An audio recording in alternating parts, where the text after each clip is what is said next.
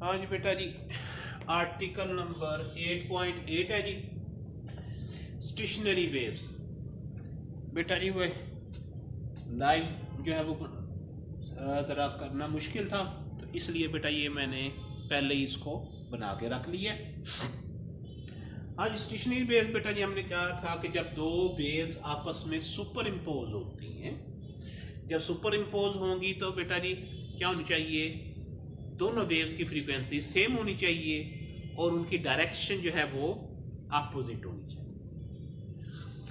तो फिर बेटा जी वो आपस में क्या करेंगी, स्टैंडिंग वेव्स जो है या स्टेशनरी वेव्स जो है वो बेटा जी जनरेट करेंगी। ठीक है जी। अब बेटा जी हमने एक वेव ये है बेटा जी हमारे पास, एक बेटा जी वेव ये बेटा जी इधर मूव कर रही है, ये बेटा जी इधर मूव कर रही है। आफ्टर सर्टेन टाइम पीरियड बेटा जी हमने उसकी बेटा जी मोशन जो है वो बेटा जी हमने बनाई हुई है। मतलब ये है कि अगर बेटा ये wave at t is equal to 0 है, ये भी 0 से स्टार्ट हो रही है, ये भी बेटा जी क्या कर रही है, 0 से स्टार्ट हो रही है। जब बेटा टाइम t/4 हो जाएगा, टाइम t/4 होने का मतलब ये है कि आधी वेव बेटा जी, ये वाली वेव जो बेटा जी वो मूव करके आगे की तरफ चली गई। ठीक है जी। तो ये बेटा जी आधी जो है वो आगे मूव कर गई है, और सॉरी क्वार्टर जो है वो बेटा जी वो मूव कर गई है। ठीक है जी। और बेटा जी ये वाली जो क्वार्टर है ये बेटा जी इधर मूव कर गई है। ठीक है जी। जब बेटा ये क्वार्टर मूव करेगी तो ये बेटा जी इसका इफेक्ट जो होगा वो ऐसे होगा। ठीक है। क्योंकि ये बेटा जी वेव जो है, अगर हम इसको इस तरह बना लें, थोड़ी सी बेटा जी इसको करते हैं शॉर्ट, तो ये बेटा अगर क्वार्टर मूव करती है तो ये बेटा इतनी आ जाएगी, तो उसकी शेप बेटा जी ये वाली हो जाएगी।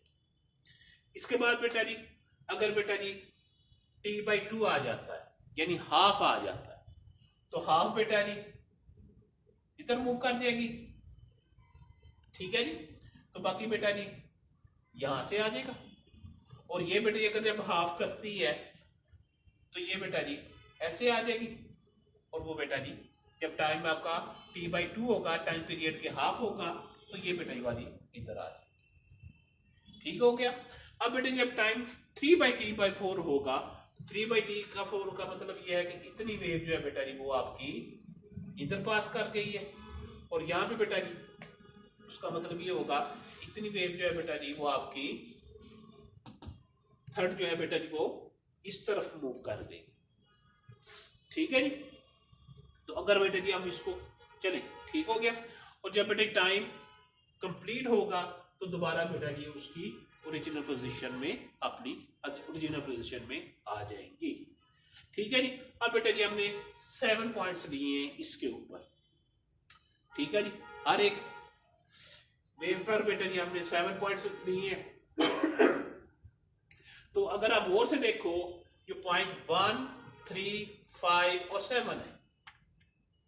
ठीक है जी। इसमें 1, 3, 5 और 7 वो बेटा जी हमेशा क्या कहते हैं, मीन पोजीशन पर रहते हैं। ये उनकी जो वैल्यू होती है वो बेटा जी क्या होती है, 0 होती है। इस चक्कर में तो हो गया। अब इस चक्कर में क्या होगा, ये बेटा जी क्या है, क्रस्ट है, ये बेटा जी ट्रफ है, ये आपस में क्या हो रही है, सुपर इम्पोज हो रहे। इंटरफेरेंस नहीं कहनी बेटा जी, सुपर इम्पोज हो रहे। इंटरफेरेंस बेटा जी वो कंस्ट्रक्टिव या डिस्ट्रक्टिव जो है वो इंटरफेरेंस के साथ है। ये आपस में क्या हो रहे हैं बेटा जी, सुपर इम्पोज हो रहे हैं। तो इनसे बेटा ये जो क्रस्ट है और ये ट्रफ है जो बेटा जी आपस में उनका एक दूसरे का इफेक्ट जो है वो कैंसिल आउट कर दिया है। ये बेटा जी क्या आएगा, 0 पे आ। इसी तरह पॉइंट 3 है बेटा जी, ये ट्रफ बन गया, ये बेटा जी क्रस्ट बन गया, इफेक्ट कैंसिल आउट। 5 बेटा जी ये क्रस्ट बन गया, ये ट्रफ बन गया, ये भी कैंसिल आउट।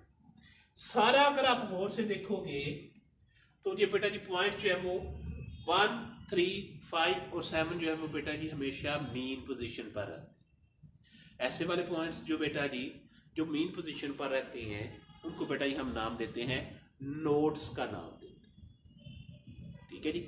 ऐसे पॉइंट्स जहां पे आपकी वेव की वैल्यू जो आपस में दोनों इंटरेक्ट कर रही है, सुपर इम्पोज हो रही हैं, उनकी वैल्यू जहाँ पे बेटा जीरो हो जाती है वो आपके कहलाते हैं नोड्स कहलाते हैं। ठीक है जी। और बाकी बेटा जो पॉइंट है 2, 4, 6, ये बेटा जी क्रस्ट क्रस्ट के साथ मिल रहा है, ट्रफ ट्रफ के साथ मिल रहा है, क्रस्ट क्रस्ट के साथ मिल रहा है। 2 जो है बेटा जी क्रस्ट क्रस्ट के साथ मिल रहा है, ऊपर की तरफ बेटा जिसकी वैल्यू जो है वो इंक्रीज कर जाएगी। और बेटा जी 4 पर ट्रफ ट्रफ के साथ मिल रहा है, उसकी वैल्यू बेटा इंक्रीज कर जाएगी, लेकिन बेटा जी वो डाउनवर्ड होगी। इस तरह बेटा 6 जो है यहाँ पे क्रस्ट जो है बेटा जी वो क्रस्ट के साथ मिल रहा है, इसकी वैल्यू इंक्रीज कर देगी, लेकिन मीन पोजीशन से अपवर्ड होगी। अब बेटा जी यहाँ पर आ गए 2 जो है बेटा जी मीन पोजीशन पर है, यहाँ पे भी 2 मीन पोजीशन पे है, इफेक्ट 0।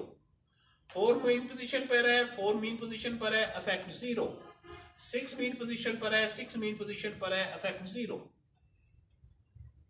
ठीक है जी। आगे आगे क्या होगा जब टाइम बेटा जी हाफ गुजर जाएगा। अब बेटा जी 2 पर क्रस्ट आ गया और 2 पर यहाँ पे बेटा जो दूसरी वेव है ये भी बेटा जी आपस में क्रस्ट जो है वो ट्रफ जो है 2 जो है बेटा ये ट्रफ पर आ गया, ये भी बेटा जी ट्रफ पर आ गया। 2 के साथ मिलेगा और इफेक्ट जो है बेटा जी वो मैक्सिमम होगा, लेकिन बेटा जी वो डाउनवर्ड होगा। जब टाइम 0 था तो अपवर्ड था, ये बेटा जी क्या हो गया डाउनवर्ड हो गया। अब 4 जो है बेटा जी क्रस्ट है, क्रस्ट के साथ मिला, इफेक्ट जो है बेटा जी इंक्रीज हो गया, वो बेटा जी 4 पर होगा, अपवर्ड होगा। जब टाइम 0 था ये बेटा जी क्या था नीचे की तरफ था। इसी तरह बेटा 6 जो है ट्रफ जो है ट्रफ के साथ मिला, वो बेटा जी डाउनवर्ड हो गया उसका इफेक्ट मीन पोजीशन से। अगला बेटा जो होगा ये 2, 4 और 6 जो है बेटा जी अगेन जो है बेटा जी वो मीन पोजीशन पर चले जाएंगे, तो उनका इफेक्ट जो है होगा बेटा जी वो क्या होगा कैंसिल आउट हो जाएगा। जब बेटा जी साइकिल कंप्लीट होगा तो बेटा जी आपका क्रस्ट क्रस्ट के साथ मिल जाएगा, ट्रफ ट्रफ के साथ मिल जाएगा, और ये क्रस्ट क्रस्ट के साथ मिल जाएगा। इन 2, 4 और 6 पॉइंट जो है वो आपस में इंटरेक्ट करके मैक्सिमम आ जाएंगे। 2 और 6 जो है बेटा जी वो क्रस्ट है, वो बेटा जी अपवर्ड आ जाएंगे, और जो 4 है बेटा जी वो ट्रफ है, वो नीचे की तरफ जो है वो मीन पोजीशन से नीचे मैक्सिमम की तरफ होगा। ये बेटा जी जहां पे बेटा जी आपके पॉइंट्स जो है बेटा जी वो 0 होते हैं उनको हम नाम देते हैं नोड का, और जहां पे बेटा जी वो उनकी वैल्यू मैक्सिमम हो जाती है उनको नाम देते हैं हम एंटी नोड का नाम देते हैं। 2 वेव्स जो है बेटा जी same frequency moving in opposite direction, वो बेटा जी क्या जनरेट करती है स्टैंडिंग वेव, या बेटा जी हम उनको स्टेशनरी वेव्स भी कहते हैं कि वो जनरेट करती है। ये आपस में सुपर इम्पोज होती हैं। कंस्ट्रक्टिव इंटरफेरेंस या डिस्ट्रक्टिव इंटरफेरेंस का इसके अंदर नहीं लिखना बेटा जी, अगर आप लिखेंगे वो गलत होगा बेटा जी। आपने कहना है कि 2 वेव्स क्या है आपस में सुपर इम्पोज हो रही हैं, ठीक है जी, तो उनका बेटा जी इफेक्ट जो है आपस में मिलेगा, इफेक्ट इंक्रीज हो जाएगा। जहां पे इंक्रीज हुआ बेटा जी वो क्या होगा एंटी नोड हो जाएगा, और जहां पे बेटा जी वो इफेक्ट 0 हो गया वो आपका क्या हो जाएगा नोड हो जाएगा। ठीक है जी। अब बेटा जी इसकी जो शक्ल बनती है बेसिकली वो बेटा जी कुछ ऐसे बनती है, ये दोनों आपस में इंटरेक्ट कर रही है बेटा जी,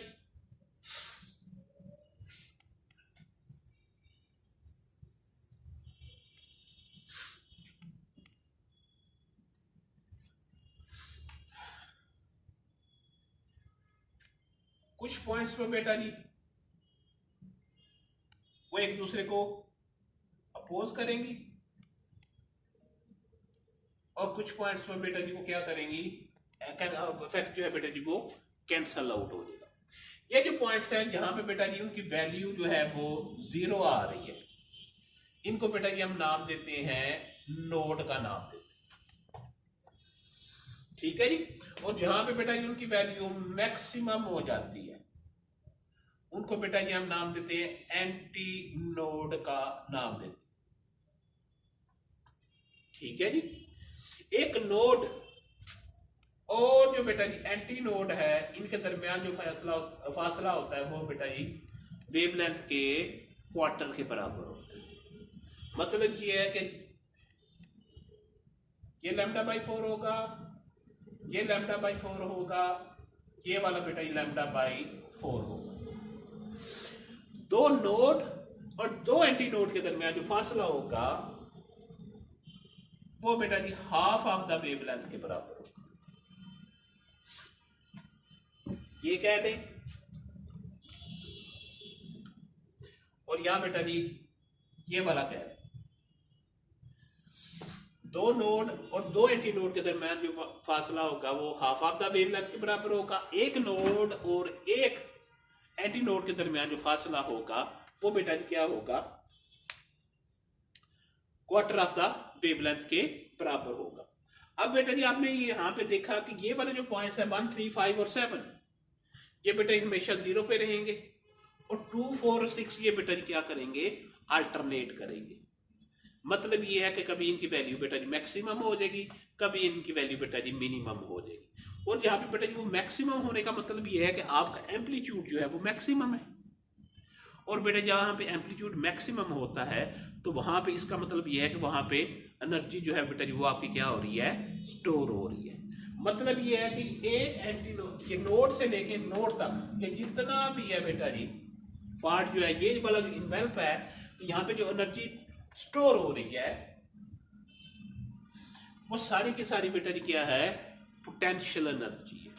तो इसका मतलब है एक एंटी नोड पर जो एनर्जी होगी वो बेटा जी आपकी क्या होगी, पोटेंशियल एनर्जी होगी, और जो बेटा जो नोड पर जो एनर्जी होगी वो प्योरली बेटा जी क्या होगी, काइनेटिक एनर्जी होगी। बाकी जो है बेटा जी वो एक दूसरे के साथ सुपर इम्पोज हो रही है, तो बेटा जी पोटेंशियल एनर्जी और काइनेटिक एनर्जी में क्या आ रही है, वेरिएशन आ रही है। तो उनके बेटा जी कम्बिनेशन से बेटा जी नोड जो होगा वहाँ पे काइनेटिक एनर्जी होगी, और बेटा जो एंटी नोड होगा वहाँ पर आपकी सारी की सारी जो है वो पोटेंशियल एनर्जी होगी। ये बेटा जी सारी की सारी